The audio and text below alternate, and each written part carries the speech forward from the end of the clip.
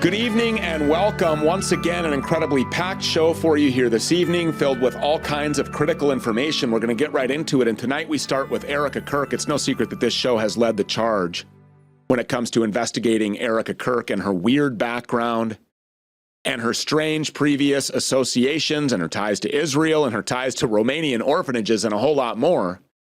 And of course, we have been paying very close attention, speaking of weird, to her behavior and her documented actions filled with pyrotechnics in the days and the weeks and the months subsequent to the operation that took the life of her husband and the ongoing cover-up that everyone with a pulse can clearly see playing out in real time as we speak right now. And Erika Kirk, of course, plays a central role to that cover-up.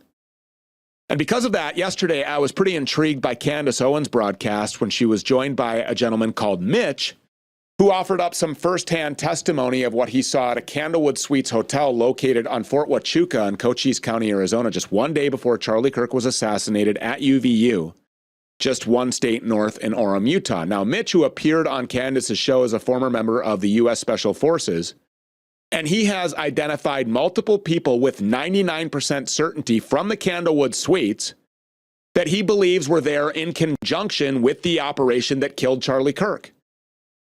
Now, we're going to hear directly from Mitch during that appearance with Candace Owens in just a moment, but before we do that, I just want to lay something out for everyone here, and that's that according to Candace and Mitch, all of the things that Mitch is asserting here as far as his whereabouts and his activities and his background are verifiable. And Candace says that she has reviewed receipts and metadata and other documentation up to the point that she feels comfortable platforming this guy and bringing him on the world's #1 podcast so that he can make these incredibly explosive assertions. And we could start with his claim that on September 8th and 9th, in the days immediately before the Charlie Kirk assassination, Mitch claims that he stumbled across a major government meeting.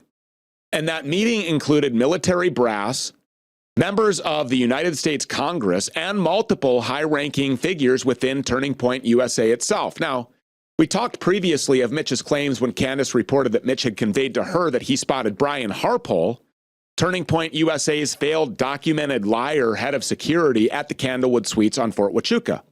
Additionally, Mitch told Candace that he came into contact with a military officer with the surname Neff, that he saw a high-ranking member of the United States government, who's now been identified as Arizona Congressman Mark Amity, and a woman who he identified on Candace's show yesterday. Take a look. And if you had to put it at a percentage that you were looking at Brian Harpole, maybe he's got a brother in the military, who knows, right? Maybe he does have a doppelganger, he's got a twin brother, who knows?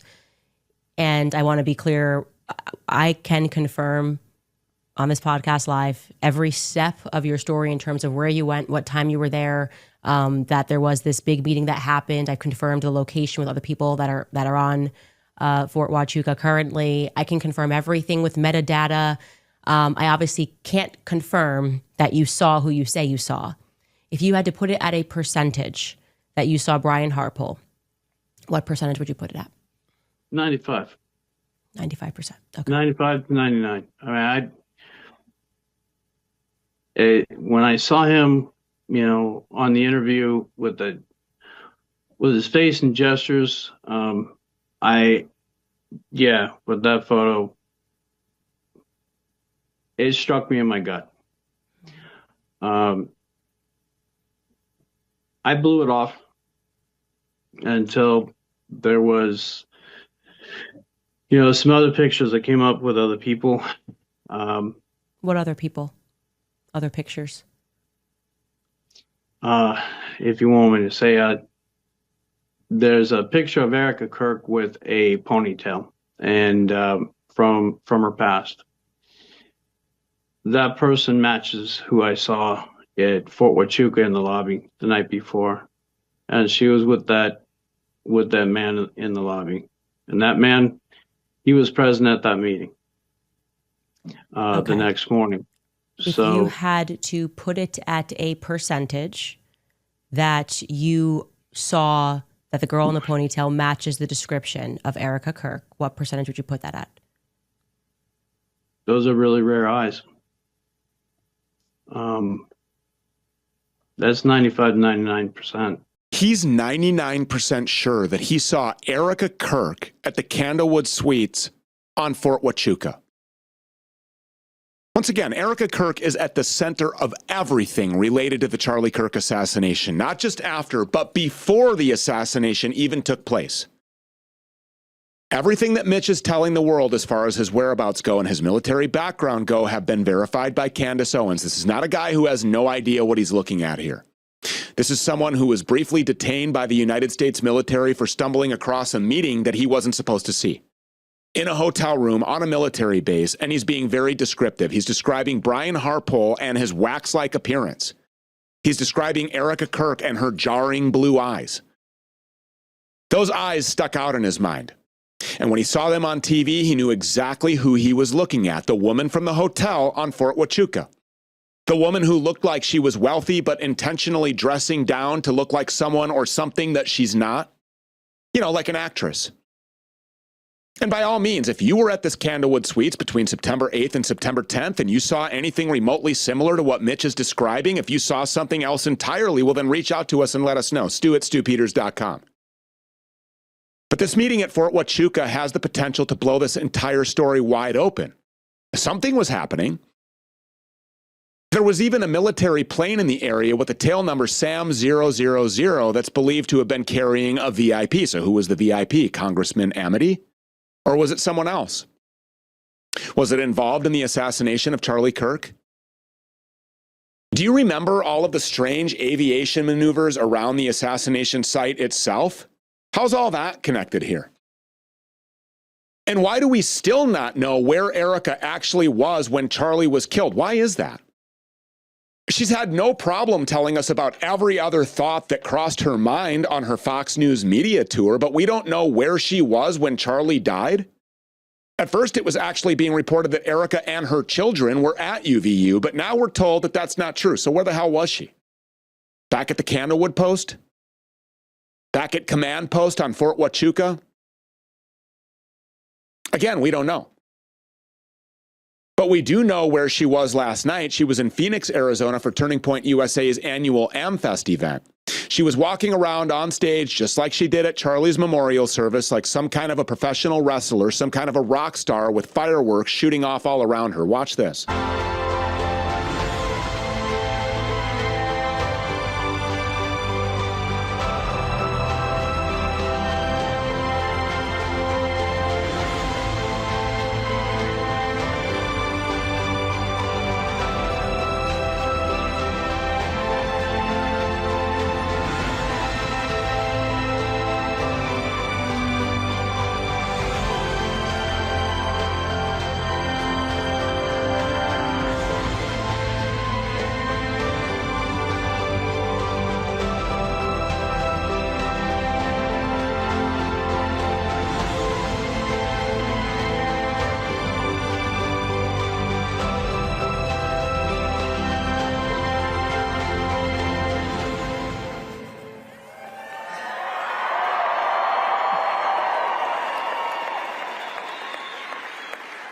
That is a woman that wants to be worshipped. She wants to look important. She wants to feel important. She wants to be the star. And that's why she's up there on that stage looking like a cross between a pro wrestler and a rock star and one of those satanic pastors that gets up on stage every Sunday and shakes down his congregation for cash. Which unironically is exactly what Erika Kirk and TPUSA were doing at AmFest and everywhere else that they've been for the past 3 months. And they're not just stealing their money, by the way, they're also stealing their data. How many Christians, how many Americans do you think had their phones pinged by Lori Fransky's geofencing firm at this AmFest event so they could be pummeled with Israeli Zionist propaganda once they made their way back home? This is what Erika's mother does for a living. She runs a geofencing firm and she steals Americans' information and then she disseminates propaganda on behalf of Israel. Because Erika Kirk is from what you could effectively call an Israeli family. Her mother distributes propaganda for Israel. And her dad oversaw the implementation of the Iron Dome as the head of Raytheon Israel Ltd. So Erika Kirk is here on stage at AmFest, raising millions of dollars on the back of her husband's death, And at the same time, she's helping the family business of identifying easy marks for Israel. These people's work is truly never done, is it? And it won't be until they have complete and total control. That's why they had to kill Charlie Kirk in the first place. Because Charlie Kirk was slipping out of the Zionist clutches, and right alongside of him, hundreds of thousands, potentially millions of young people would have slipped out too. But now they're not going anywhere. They're at AmFest. They have cell phones. They have data to steal, data to sell, and now they're basically a captive audience, which, by the way, is exactly what Erika Kirk needs, a captive audience. Because the woman is a phony. This is a woman who can't function outside of a tightly scripted and controlled environment, and she proved that to everyone when she was on stage at AmFest and she had a teleprompter meltdown. Erika is an actress. She needs a script, and suddenly she didn't have one. Look.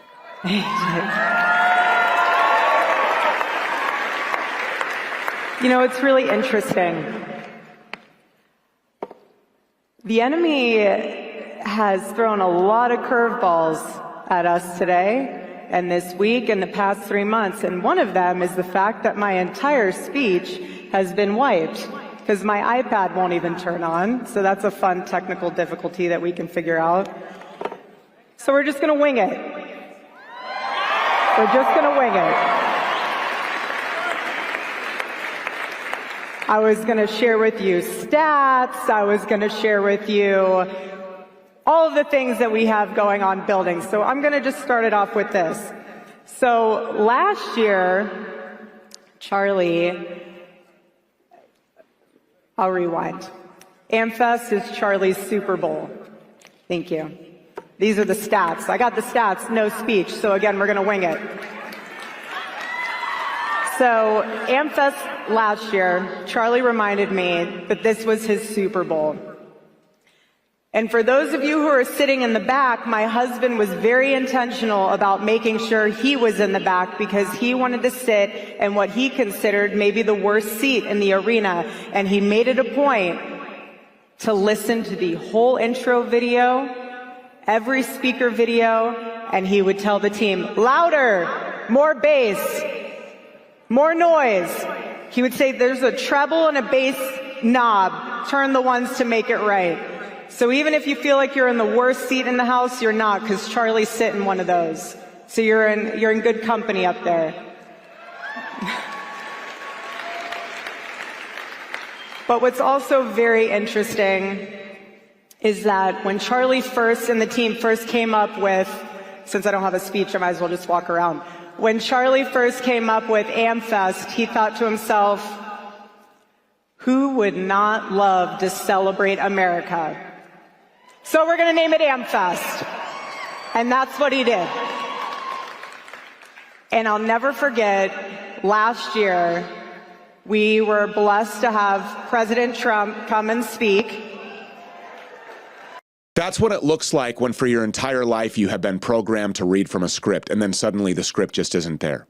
Erika Kirk isn't some kind of a great forward-thinking political mind. If anything, she was someone who was sent in to destroy a great political mind and to make sure that that mind could never break out of the Zionist cage that was constructed for it. And when it did, we all saw what happened. But all it took was the first night of TPUSA's AmFest for Erika Kirk to be exposed as a grifter and a phony. Even just on the surface level, you would think that if someone was putting on an event of this magnitude, if someone were to get up on a stage of that magnitude, that they would be pretty passionate about what they're doing, that it wouldn't really be difficult for them to talk about it if they were asked to do so. But with Erika, that's just not the case. Sure, she's passionate about being around hundreds of millions of dollars. She's passionate about the grift, but beyond that, nothing.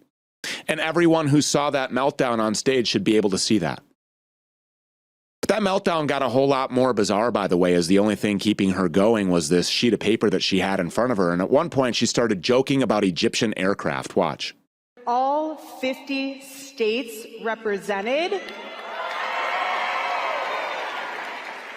We have 25 countries represented plus Puerto Rico, but I have the list here.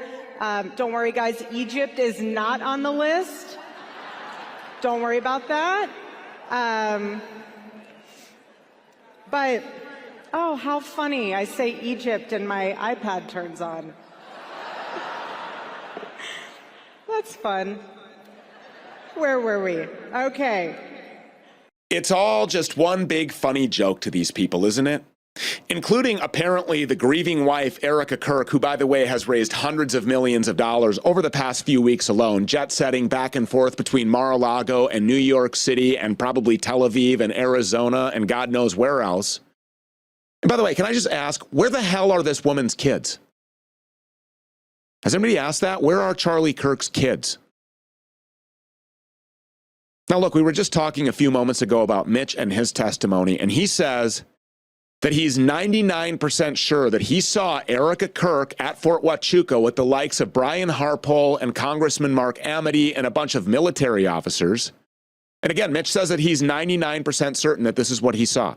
And he's taking a great personal risk in going public and sharing all of this information in the first place. And while we're on the topic of Fort Huachuca, I think that it's important that we discuss some additional information out there that's yet to be discussed. And that is that Fort Huachuca, which is located not far from the border with Mexico, is the home to the only unmanned aircraft training center in the country. Now, what was all over the place in and around Orem, Utah, and Utah Valley University on the day that Charlie Kirk was killed? Unmanned aircraft, drones, and manned aircraft capable of releasing and retrieving drones, like the Bombardier Global 65,000 military jet tail number N1098 Lima. You know, the jet that was pulling off 9/11 level maneuvers as Charlie Kirk was killed. But anyway, back to Fort Huachuca. In addition to being the country's only military drone training center, Fort Huachuca, according to Grok, is also the military's only home in the entire country that tests EMP blasts, electromagnetic pulse blasts that are capable of taking out telecommunications. These EMP blasts can be carried out by drones, like the ones tracking around UVU at the time Charlie Kirk was killed, where people on the ground say that their cell phone service was disrupted. Was their service disrupted because of an EMP carried out by a drone coming from Fort Huachuca? I mean, I don't know. It very well could have been. And given all that Mitch has shared with the world and everything that we've learned here from this desk and what we're about to learn here in just a moment, it looks that that may be exactly what happened. Because this Fort Huachuca angle goes even deeper, especially when we're talking about Erika Kirk, and not just Erika Kirk, but her mother, Lori Fransby, who now has become central in all of this. Lori Fransby is the founder of E3 Tech, which is a defense contractor that peddles EMP-proof technology that rakes in millions of dollars worth of government contracts and is, of course, closely linked to Israel under the guise of allied defense, contracting, and cooperation. Now again, E3 Tech at least claims to be making EMP-proof technology for the military. Fort Huachuca being the only place in the country where the United States military is testing EMPs, so naturally the only place to test EMP-proof technology would be at Fort Huachuca. So if E3 Tech is selling anti-EMP technology to the United States government, that technology has to be going through Fort Huachuca, which would mean that E3 Tech's lifeblood is Fort Huachuca. You know, we've been sold this story about Erika Kirk's mother, Lori Fransby, where she's some kind of a hardworking single mom who spent her entire life fighting and clawing, just barely scraping by, and that she and Erika had to move to Arizona because of her mother's job. She had to be in close proximity to Arizona for work. And knowing what we now know, it's pretty safe to say that she didn't just have to be in Arizona, but she had to be at Fort Huachuca. And so did Erika, because it's the only place in the United States capable of fulfilling her mother's defense contracts. And guess what? Of her parents, Erika's mother isn't the only one with links to Fort Huachuca. So is her father, Kent Fransby, of Raytheon Israel Ltd. And the Iron Dome, who's been linked to millions of dollars worth of defense contracts with the very same military base where Mitch says he spotted Erika Kirk just before Charlie Kirk's assassination. It all comes back to Fort Huachuca. Fort Huachuca is central to Erika Kirk. It's central to Kent Fransby. It's central to Lori Fransby. And Fort Huachuca and Kent Fransby and Lori Fransby and Erika Kirk are all central to the assassination of Charlie Kirk.